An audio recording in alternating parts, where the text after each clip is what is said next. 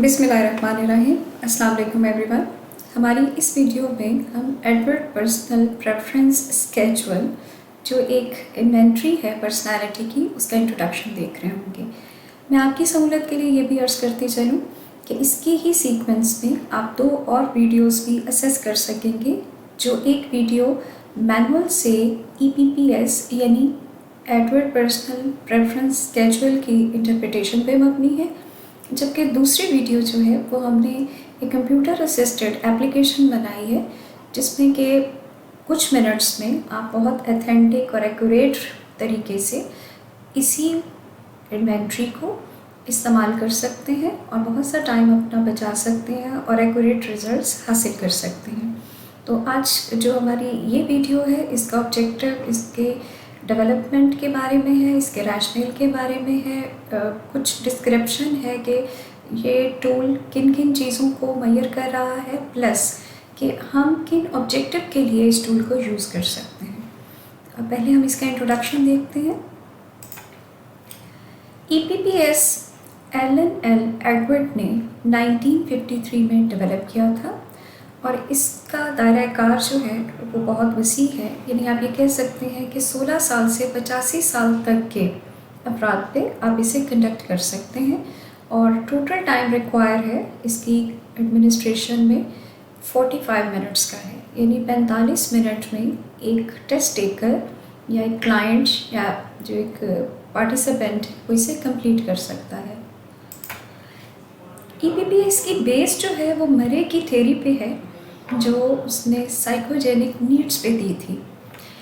Henry मरे ने जो पर्सनालिटी की थ्योरी दी थी, उसकी बेसिस ये थी कि there are different needs and motives, जिसकी वजह से हमारी पर्सनालिटी बिल्डअप होती है और उन्हीं की बेसिस पे फर्दर उसके अंदर टेंडेंसीज मौजूद होती हैं डिफरेंट टास्क को अकम्प्लिश करने के लिए, या उन्हीं मोटिव एंड नीड की बेसिस पे ही हम उसकी फर्दर प्रेडिक्शंस कर सकते हैं और असेसमेंट कर सकते हैं। इसी बेस पे EPPS डेवलप हुआ है ताकि हम उन नीड्स को आइडेंटिफाई कर सकें जो डिफरेंट पर्सनालिटीज़ में डिफरेंट प्रपोर्शन में मौजूद हैं। टेस्ट का फॉर्मेट क्या है? इसमें 15 नीड्स हैं जिनके ऊपर हम बात करेंगे और ये 15 नीड जैसे आप कह सकते हैं कि पहली नीड अचीवमेंट, जिसमें कि हम टास्क की अकम्प्लिशमेंट कैसे करते हैं, इसके ऊपर इस नीड के ऊपर असेसमेंट की जाती है। डेफरेंस, ये एक ऐसी नीड है जो कंफर्म करती है कि हम अपने आप को दूसरों से कितना मुख्तलिफ देखना चाहते हैं। Then third need is about order, कि हम किस तरह प्लान करते हैं और किस तरह चीज़ों को ऑर्गेनाइज करते हैं और उसमें हम कितना ऑर्डर देखना चाहते हैं। एग्जीबिशन एक ऐसी नीड है जिसमें कि हम ग्रुप के अंदर सेंटर ऑफ अटेंशन रहना चाहते हैं। ऑटोनॉमी, जो हमारी एक फ्री विल के मेजरमेंट लेती है कि हम कितना चाहते हैं कि हम फ्री हों रिस्पॉन्सिबिलिटीज़ और ऑब्लिगेशन से। एफिलिएशन, ये एक ऐसी नीड है जिसमें कि इस नीड की तरफ, इस मोटिव की तरफ आइडेंटिफिकेशन की जाती है, इंडिकेशन की जाती है कि एक पर्सन कितना स्ट्रॉन्ग फ्रेंडशिप या अटैचमेंट रिक्वायर करता है। इसके बाद नंबर 7 पे इंटरसेप्शन की नीड है और ये एनालाइज करती है हमारे बिहेवियर्स और फीलिंग्स जो हम दूसरों के मुतालिक महसूस करते हैं। सेक्सोरेंस की हमारी एक नीड है जिसकी बेसिस पे हम दूसरों की तवज्जो और सपोर्ट हासिल कर रहे होते हैं। डोमिनेंस हमारी 9th नीड है और इसकी बेसिस पे लीडर्स या हम दूसरों को किस तरह इन्फ्लुएंस कर रहे होते हैं। अबेसमेंट, ये हमारी नीड है जो कि हम किस लेवल से हम एक्सेप्ट करते हैं ब्लेम को, प्रॉब्लम्स को, कन्फेस करते हैं एरर्स को जो की जाती हैं। नर्चरेंस, ये नीड है जो असिस्टेंस प्रोवाइड करती है। इतनी हमारे अंदर ये एक नीड है कि हम दूसरों को असिस्टेंस प्रोवाइड करें। और 12वें नंबर पे चेंज की एक नीड है जिससे कि हम न्यू एक्सपीरियंसेस करते हैं और रूटीन को अवॉइड करते हैं। इसी कॉन्टिन्यूशन में 13th नीड एंड्योरेंस की है। ये नीड हमें इस तरफ लेके जाती है कि हम अपनी टास्क को कंप्लीट करते हैं किस अंदाज में।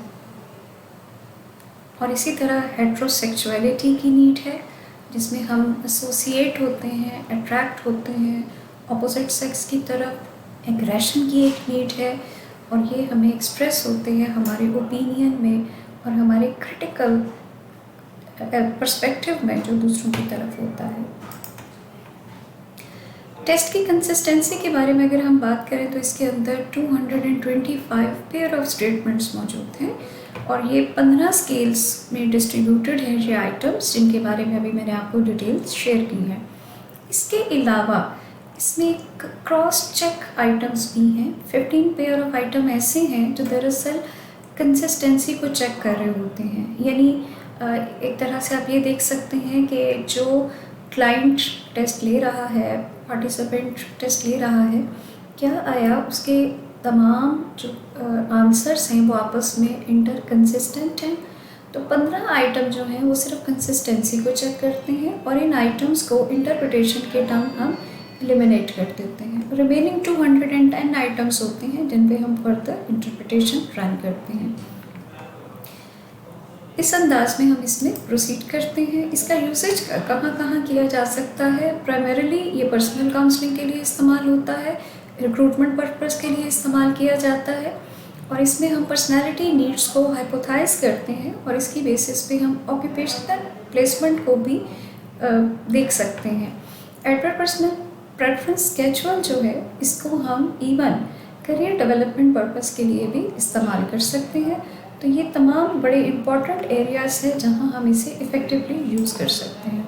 एडवांटेजेस डेफिनेटली इसके ये हैं कि ये डिज़ाइन किया गया है बहुत ही इम्पॉर्टेंट अंदाज में इलस्ट्रेट करता है इंसान की उन इंडिविजुअल नीड्स और मोटिव्स को जिनकी बेसिस पे उसका बाकी बिहेवियर जो है वो मॉडिफाई हो रहा होता है। ऑल्दो एक इम्पॉर्टेंट काम है कि रिलायबिलिटी किसी भी टेस्ट की, इन्वेंट्री की हमारे लिए एक बहुत बड़ा मयार है कि जिस पे हम उस पर रिलाई कर सकें।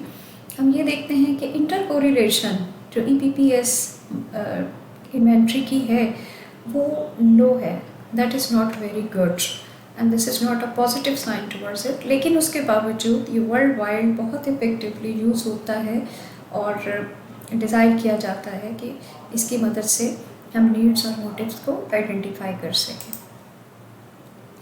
इसके बाद कुछ मैं इम्पॉर्टेंट चीज़ें इसके बारे में आपको बताना चाहूँगी कि बेसिकली तो ये अंग्रेज़ी ज़ुबान में ही डेवलप हुआ, लेकिन उसके बाद कुछ और लैंग्वेजेस में भी इसकी ट्रांसलेशन हुई, जिसमें से आप देख सकते हैं कि यहाँ आपके पास कुछ फैक्ट्स मौजूद हैं। डच लैंग्वेज में, जापानीज़ में, इसकी स्पेनिश में इसके कुछ वर्जन्स मौजूद हैं ताकि इससे ज़्यादा से ज़्यादा लोग जो हैं वर्ल्ड वाइड फ़ायदा ले सकें।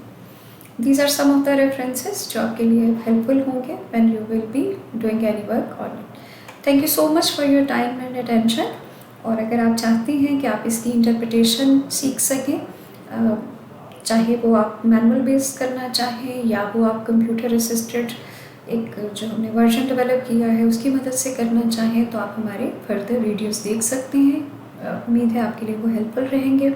आपकी कोई भी सजेशन हो, कोई फर्दर क्यूरी हो या आप हमें इसको इम्प्रूव करने के लिए कोई गाइडलाइन देना चाहें तो यू कैन कमेंट बिलो या आप हमें इस पर ईमेल भी कर सकते हैं। Thank you so much everyone.